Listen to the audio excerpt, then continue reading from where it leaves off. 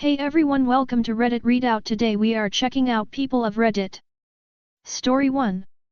I guess I won't be answering the work phone for at least 2 years. I've worked in an office for almost 2 years now. I have a teammate with the same job title, but with a slightly different role. Let's refer to her as Lola.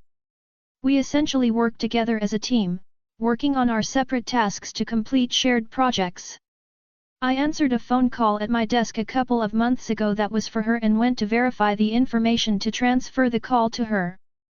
This is something the receptionist normally did, so I wasn't sure what her specific extension was. Here's how the conversation went down. OP, you have phone call. What is your extension? Lola, it's for me? That's weird. OP, why is that weird? Lola, it's usually for you, so I don't answer it. OP, what are you talking about? I really am stumped. Lola, when someone calls either of us, both our phones ring. It's usually not for me, so I don't answer it. OP, it's normally not for me either. I just take a message or get the call to the right person. As I'm trying to do now. Lola doesn't really have anything to say about that. I get her extension and then transfer the call to her.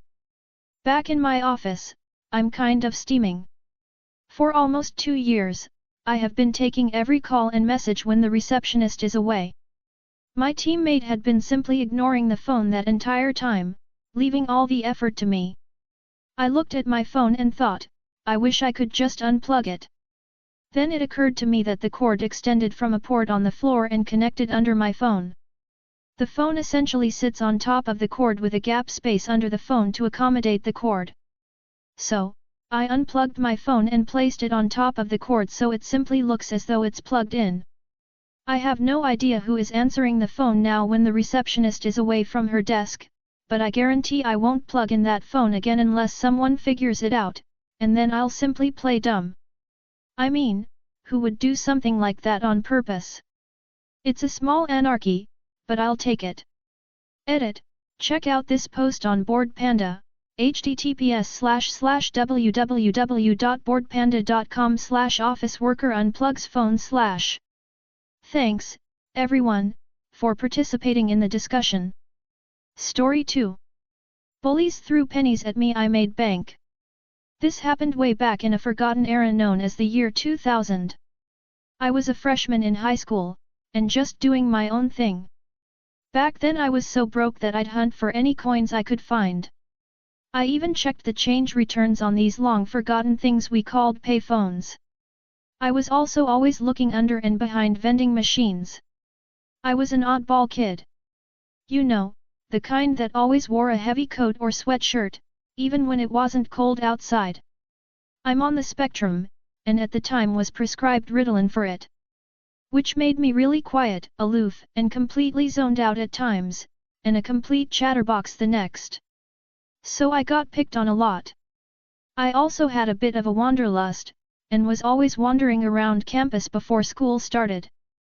One day I spotted a nickel on the other side of a small wire fenced-in area that was covering a power junction line or something. I had to find a stick to slide the nickel toward me, but I got it. Trouble is, some other kids noticed this and started observing me. They found my coin hunts hilarious and mocked me.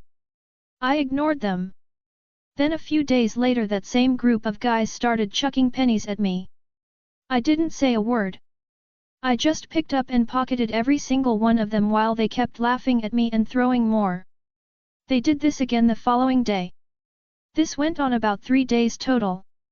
I picked up every single penny they threw at me. And there was hundreds of them.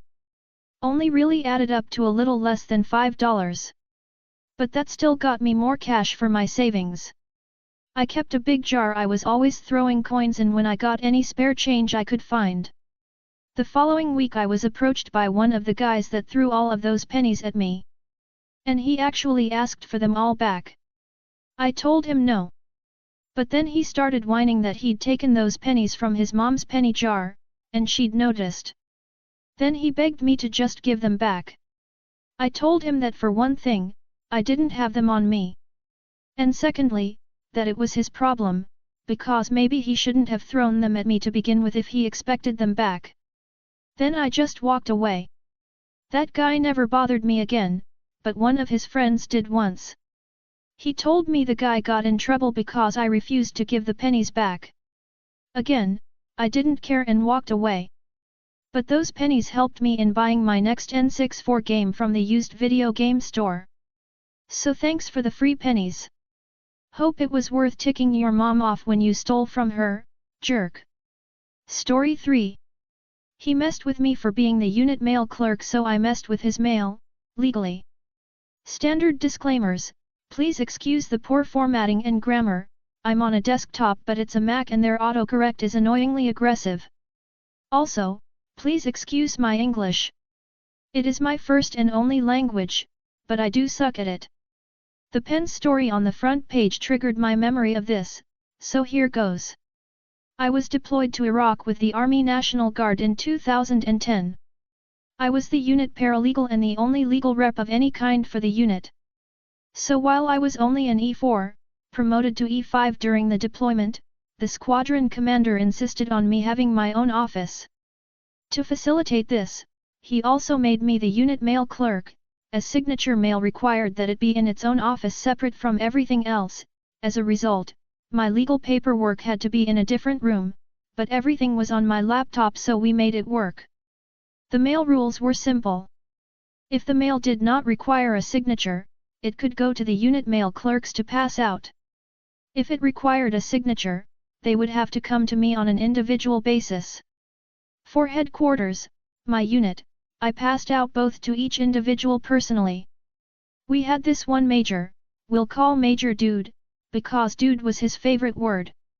Major Dude was actually a fun guy, someone that I truly respected and enjoyed talking with and working for. He was an avid collector of expensive pens. I mean $200 to $500 per pen kind of deal. He ordered this pen that was $250, if I recall correctly, and forgot that it generally took 2 to 3 weeks for mail to get from stateside to us. Even longer if you are importing from another country, since it has to pass through the states still. He starts getting impatient and starts ribbing me about how I'm holding his mail. This changes less to ribbing and more to chastising, and he seems to think that I'm truly holding his mail just to screw with him, something I had never done to a single person at that point, and would continue to not do because US mail is serious business. After several weeks the package comes in, and I had this brilliant idea. The mail requires a signature, so I send out the daily email, "You've got mail," for those who need to meet me to sign for their mail. I then photocopy the mailing label, poorly, slap it on a bubble mailer, and grab this oversized, fat novelty pen from the drawer left behind from the prior unit. I head over to the TOC, Tactical Operations Center, where Major Dude's office is, see he isn't there, and leave the fake package on his desk. I'm told later in the day that he's back from whatever he was doing, so I head over with his real package. I'm holding it behind me and ask him if he got his pen. He looked at me and said, sheepishly, "Yeah, but they sent me the wrong one. Look at this thing." So I told him that I was just messing with him for messing with me, and please sign for the actual package. His response? So loud that everyone in the TOC could hear, $! ending, at hole. Followed by, I just sent them a nasty email. At that point the higher-ups, people above his head who I was on good terms with and were well aware of what was going on, came in to see the damage. Major Dude is very upset and telling me he's going to have me lose my rank for messing with the mail. Our squadron commander, SC, interrupts to ask him some questions. SC, did he withhold your mail? MD, no. SC, did he deliver your signature mail without obtaining your signature? MD, no. SC, did you mess with him relentlessly for several weeks and ultimately deserve this minor prank? MD, yes, sir. SC, so maybe don't mess with my legal ninja going forward, okay? As an aside, he called me his legal ninja and had me use that title as my email signature until someone from higher up saw it and instructed me to be more professional, which I deserved. I didn't get in any trouble for the male prank, and those who could get away with it teased him about it for a few weeks. The blip aside, we continued to have a good working relationship and the guy was funny as hell. Story 4. Gave her a reason to sit at the disabled seat. The bus I take going home is usually filled to the brim. At one stop, there was an elderly man with a cane who got on. As the person closest to the doors, I stood up to give the seat to them. Suddenly, a middle-aged woman swooped in the moment I stood up. I was just so shocked of rudeness. No, she wasn't elderly or disabled since her bus card didn't announce it was discounted, nor it was hard for her to move around since she was perfectly fine standing up the bus for a few stops ago. Another person thankfully gave up their seat for the old man instead. So now here I am standing beside her. Of course I would step on her feet accidentally. The bus was swaying quite a lot, and because it's packed, she can't complain since it can happen. I'm certain she noticed, so by the time there were less people on the bus, I dropped my backpack which was full of university books and a laptop. In hindsight, that was probably a bad idea, but it was secure and it had no damages. She yelped and annoyingly said, "Excuse me? It's on my feet." Roughly translated in my language. I just sheepishly said sorry and moved it away, also rotating my arms to signal it was heavy and I couldn't carry it anymore. Smiley face. The last hurrah was picking up my bag and making sure I grazed her shin with my foot before heading out my stop. TLDR, lady stole my seat after I tried to give it to an elderly man, so I stepped on her feet and dropped a bag. Story 5. Better than me because he made $200 hour, so I made him pay me $200 hour. This happened to me way back in 1998. I had been working as a one-man IT shop for a very small manufacturing company.